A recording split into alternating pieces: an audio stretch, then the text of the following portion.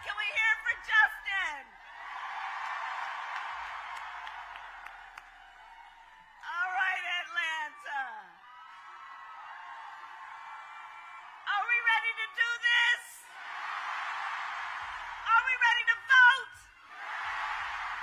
Are we ready to win? Oh, it's good to be back. It's good to be back. And to be with so many leaders. And I want to thank everyone here for out of your busy lives taking time to be here to have this conversation. I thank you so very much, everyone who is here. I thank you. And I want to thank Senators Ossoff and Warnock. There's Senator Warnock. Representatives Williams, McBath, Johnson. They're all here. Mayor Dickens. Victoria Monet. Monica. Spike. And let's give it up for Pastor Troy and 2 Chainz. All right, Georgia. So we have 3 days left. 3 days in one of the most consequential elections of our lifetime. And we still have work to do. We still have work to do, but here's the thing. We like hard work. Hard work is good work. Hard work is joyful work. And make no mistake, we will win. We will win. And we will win because when you know what you stand for, you know what to fight for. And Georgia, we have an opportunity in this election to finally turn the page on a decade of Donald Trump who spends full time trying to keep us divided and afraid of each other. We're done. We're done with that. We are exhausted with that. Enough of that. Enough. And we're not going back.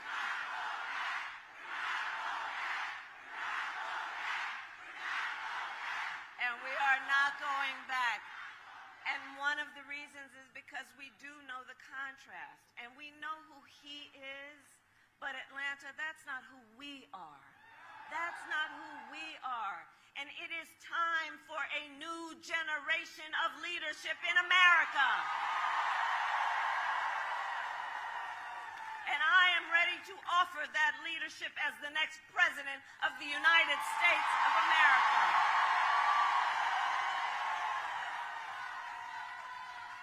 And Georgia, you know me. I'm not afraid of tough fights. Evidently. For decades, I was a prosecutor. I was the top law enforcement officer of the biggest state, and I won fights against the big banks who ripped off homeowners, against for-profit colleges that scammed veterans and students, against predators who abused women and children, against cartels that trafficked in guns and drugs and human beings. I won those fights. And I pledge to you, if you give me the chance to fight on your behalf as president, there is nothing in the world that will stand in my way.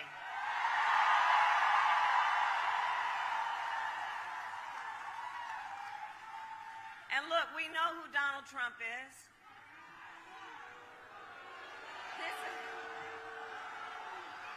And because we know this is not someone who is thinking about how to make your life better. This is someone who is increasingly unstable, obsessed with revenge, consumed with grievance, and the man is out for unchecked power.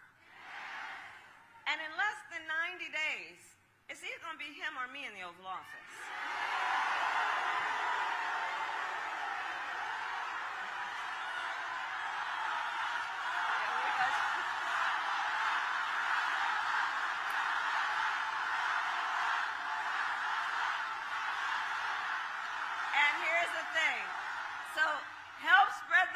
Because part of it is to help people imagine. You can imagine in your mind the Oval Office, right? You can picture it. We've seen it on TV. So just imagine If he is elected on day one, Donald Trump would walk in that Oval Office with his enemies list, stewing over an enemies list. When I am elected, I will walk in on your behalf with my to-do list. My to-do list. And at the top of my list is bringing down the cost of living for you. And that will be my focus every single day as president. I will give a middle-class tax cut to over 100 million Americans. I will enact the first ever federal ban on corporate price gouging on groceries. We need a medic over here, please. We need a medic over here. If everyone can just part a little bit so we can let somebody through. Okay. Okay. All right. See, this is what we do. We look out for each other, right? That's how we roll. That's how we roll. And that's what leadership looks like. Everybody here.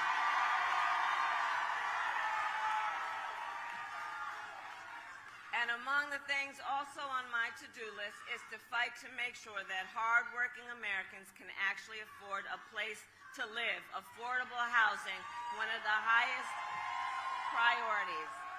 My priorities include knowing that if you are caring for an elderly parent, we need to cover the cost of home care with Medicare, which we will do because I've been there. I took care of my mother when she was sick. I know what that is, what that work is. It is about trying to cook something someone feels like eating. It is about trying to help them put on their clothes. It's about trying to put a smile on their face or make them laugh from time to time. It's hard work, and it's work that is about dignity, and it is not right that the current situation is such that you'd either have to spend down your savings to qualify for Medicaid or quit your job to be able to take care of a family member, especially if you are in the sandwich generation, which means taking care of your children while you're taking care of your parents. A lot of what motivates me in my work is it's about dignity. The dignity of all people, that all people deserve that dignity to be able to not just get by, but get ahead. Which is why my plan will also lower the cost of child care. We will cut taxes for small businesses. Do we have any small businesses in the house? Oh, I love our small businesses. You all are the backbone of America's economy. We will lower health care costs because I believe health care should be a right and not just a privilege of those who can afford it. On the other hand, Donald Trump's answer to the financial pressures you face are the same as they were the last time. Another $1 trillion in tax cuts for billionaires and the biggest corporations. And this time, he would pay for it with a 20% national sales tax on everything you buy that is imported. And it looks like we need a medic over there. It's hot out here, Atlanta. Let's make sure we, again, everyone, just try and part the way so someone can come through to help. All right, we're good. So, talking about Trump's plan, because you know economists have compared what he's talking about to what I'm talking about, and they have indicated my plan will strengthen America's economy, his will weaken it, including the part about his Trump sales tax that would cost the average American family over $4,000 more a year.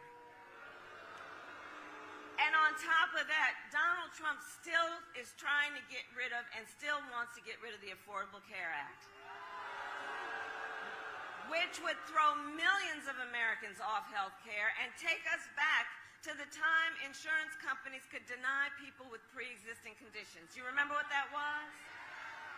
Well, we are not going back. We are not going back. And we are not going back because ours is a fight for the future.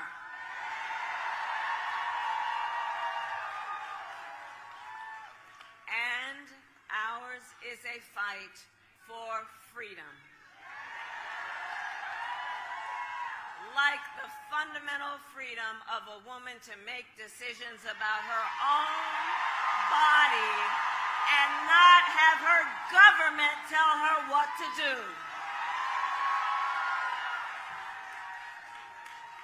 And we remember how we got here. When he was president, Donald Trump hand-selected 3 members of the United States Supreme Court with the intention they would undo the rights under Roe v. Wade. And they did as he intended in Atlanta. Now in America, 1 in 3 women lives in a state with a Trump abortion ban, including Georgia and every state in the South except Virginia. Many with no exceptions for rape and incest, which is immoral. And look, Donald Trump's not done. He will ban abortion nationwide. He wants to restrict access to birth control, put IVF treatments at risk, and force states to monitor women's pregnancies. Just Google Project 2025. Look it up for yourself. And let us agree. One does not have to abandon their faith or deeply held beliefs to agree the government shouldn't tell her what to do. Not the government. Not the government. And when Congress passes a bill to restore reproductive freedom nationwide, as President of the United States, I will proudly sign it into law. Proudly sign it into law. So, Georgia, I am here to ask for your vote. I am here to ask for your vote.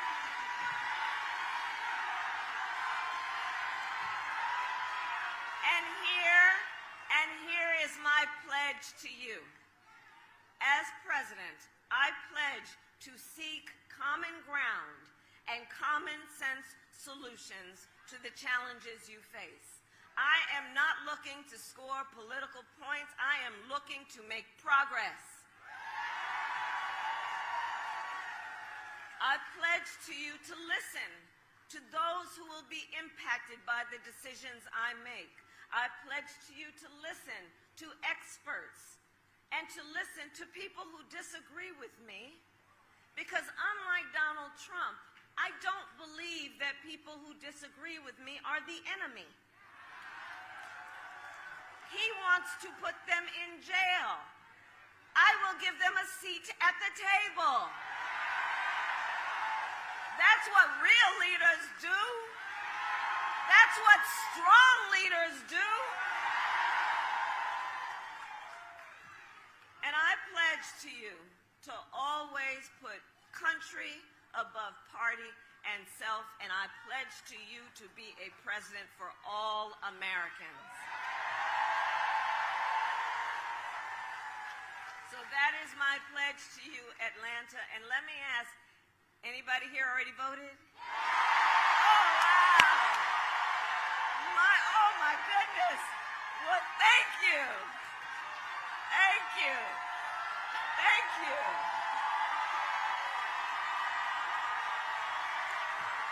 All right. So, okay, but there's more to do. So now, please just talk to your friends and your neighbors and your coworkers and your classmates and your family and share your perspective on why this election is so important. Let them know why you decided to take this time out of your life with your obligations to be here together. And encourage them, please, to make their voices heard. And for those who haven't voted yet, let me just be clear, no judgment, but you still have time. So please take a moment to think about right now what your plan will be for when and where you vote. Election day is Tuesday, November 5th. Polls are open here in Georgia from 7 a.m. to 7 p.m. Remember to bring your photo ID, Go to iwillvote.com for all the information you need, and everyone, please help me spread the word on all of that. Because we need everyone in Georgia to vote. You will make the difference in this election. You will make the difference. So look, it all comes down to this. We are all here together from all different kinds of walks of life. We are all here together for one reason that we share in common, one of the most important reasons. We are here because we love our country. We love our country, and we know that when you love something, you fight for it. And I do believe it is one of the highest forms of patriotism, of our expression, of our love for our country, to fight for the ideals of our country and to fight to realize the promise of America. That's what this is about. And I will tell you, I have always believed in our nation's promise because I have lived it. I grew up as a child of the Civil Rights Movement. My parents would take me to the marches when I was in a stroller. And there were people there from, Atlanta knows this story. There were people there from all walks of life coming together to fight for freedom and for opportunity. You know, growing up, I saw how hard my mother worked to give her daughters the same chances our country gave her. I was blessed growing up to have family by blood and to have family by love, who instilled in me the values of community, of compassion, of faith. I've spent my life fighting for people who have been hurt and counted out, but who never stopped believing that in our country anything is possible. I have lived the promise of America, and today I see the promise of America in everyone who is here right now, in all of you, in all of us. We are the promise of America. We are the promise of America. It is in the fathers and the mothers and the grandparents who work hard every day for our children's future. It is the women who refuse to accept a future without reproductive freedom and the men who support them. In Republicans who never voted for a Democrat before but put the Constitution above party.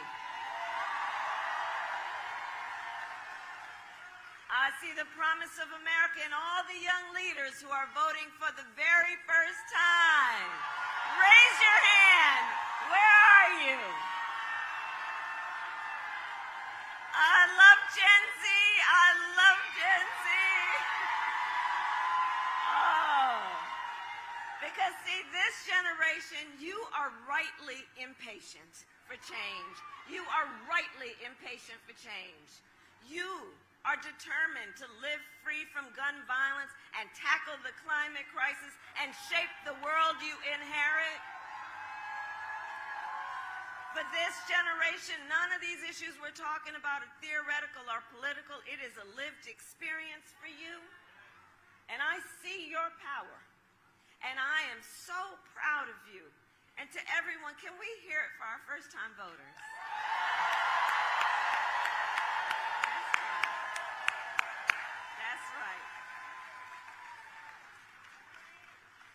So Atlanta, we have 3 days to get this thing done. And no one can sit on the sidelines. Let's spend the next 3 days knowing that when we look back on these 3 days, we will have no regrets about what we could have done. So let's knock on doors, let's text, let's call voters, let's reach out to family and friends and classmates and neighbors and co-workers and your play cousins. Let's reach out. And as we do, let us please also be intentional in how we build community. Let us be intentional in knowing that these last years of this Trump era, yes, they have been exhausting, but they have not been in the best interests of the strength of our nation. This whole idea that we be pointing fingers at each other, the idea that we have nothing in common when we know the vast majority of us have so much more in common than what separates us. So let's be intentional about building community and building coalitions. There is power in that, and it will strengthen our country. And let's remind everybody that your vote is your voice, and your voice is your power.